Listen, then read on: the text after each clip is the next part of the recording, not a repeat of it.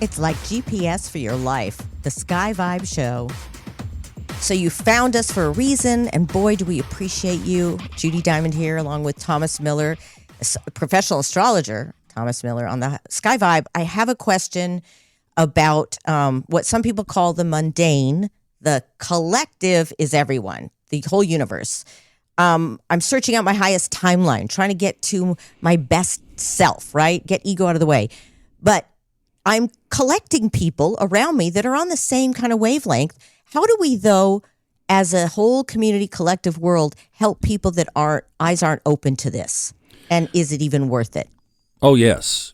Oh, yes. To your last question, it is absolutely worth it. And in the last episode, we talked about the big trigger of why we are in the never will be normal again period here. That all started in January of 2020 when Saturn and Pluto came together in the sky in the sign of Capricorn at exactly the same place in this massive transformation. We talked about it being the pivot point from the Dark Ages to the Italian Renaissance when that same thing happened in the year 1284. It took 100 years for it to unwind, and that's the slowness of consciousness. But something very significant is getting ready to happen here, as it did back then, as it did every time they came together in Capricorn, that Pluto is moving now into Aquarius. And everybody's heard since we were kids, Judy, you and I, the age of Aquarius, the dawning of the age of Aquarius. We've been looking for it all of our lives, and it's like, where is it? Where is it? Well, there are people don't agree on when the age of Aquarius is, but I will tell you that for the next 20 years, starting in 2026, basically, that we are going to be in a huge influence of the sign of Aquarius because Pluto's going to be in there until 2044. Wow. Now, Aquarius is about exactly what you were talking about, the collective. And you know how we tie this together, because in the last episode we talked about Pluto being this planet of transformation from caterpillar to butterfly. Mm-hmm. That's what's going to be happening to the collective over these next 20 years. People are going to start waking up. People are going to start looking at astrology because Aquarius and its ruling planet Uranus also rule astrology. So astrology, I didn't know that. It's going to get a lot more popular. I think people are going to already now. People are kind of See, the thing about Capricorn, it represents all the old, stodgy, worn out stuff that is no longer serves. It is the ultimate grandma's attic kind of thing. Clean it out. We just need to get rid of it. A lot of you have been there, right? That you had to throw away stuff that might have been part of your childhood memories.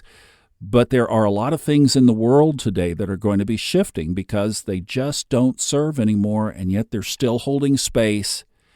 Politics you could go into, religion you could go into. There are just a plethora of areas that are going to be shifting because people are going to be demanding the shift. They're going to be yearning for it from the inside. And one thing that's thematic about Aquarius is, don't tell me what to do.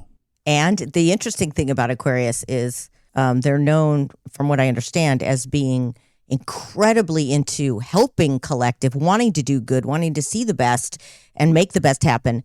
Also being, don't tell me what to do, and also can be one of very high intelligence. But there's another area that comes in there too.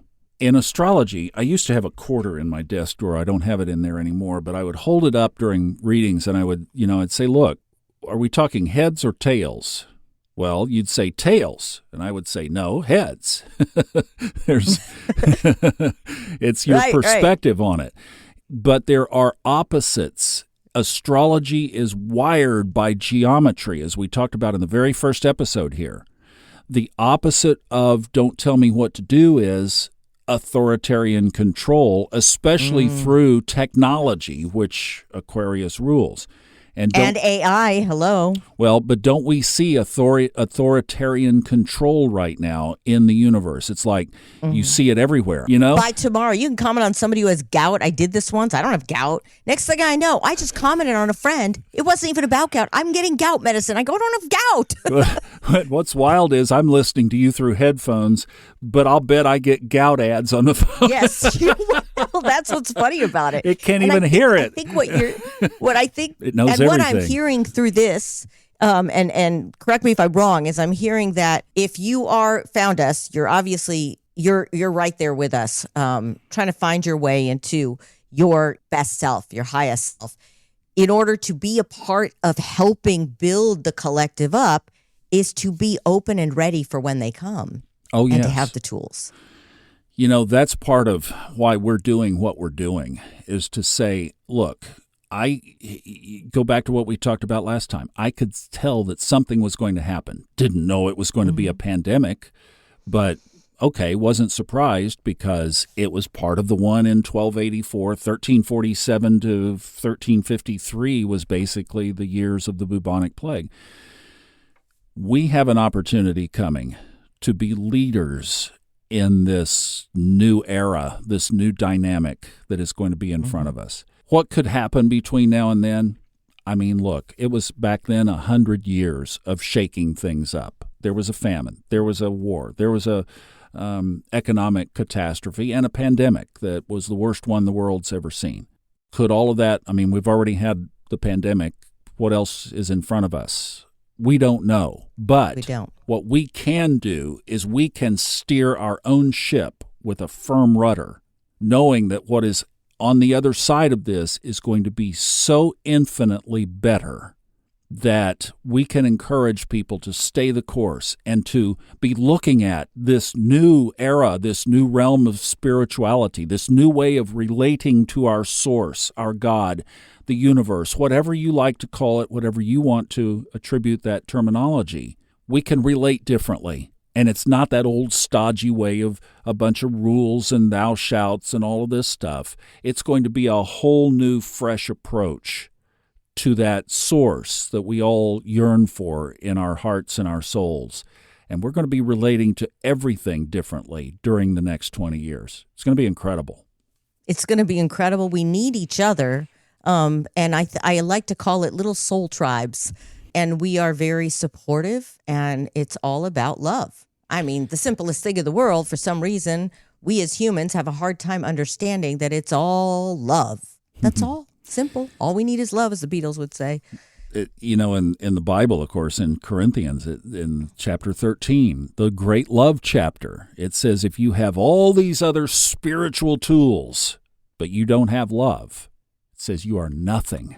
Love is the highest human emotion that we can give. And if we do things from an expression of love, it's almost like you can't miss energetically. Totally agree. Yeah, it is. So whatever's there that is not focused in love right now in your life, think about how could I pivot this and shift this situation back to some kind of way, love.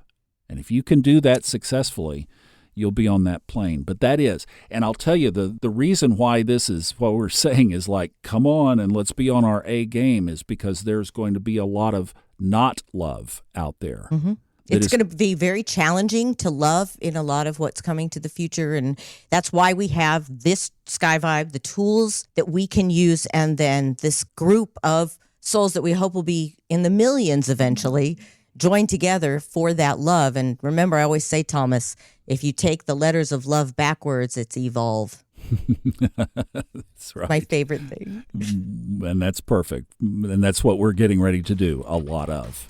Make sure to follow Thomas Miller's other podcasts, including Fun Astrology and Old Soul, New Soul. And you can also find out about getting your own astrology readings. Thank you for listening.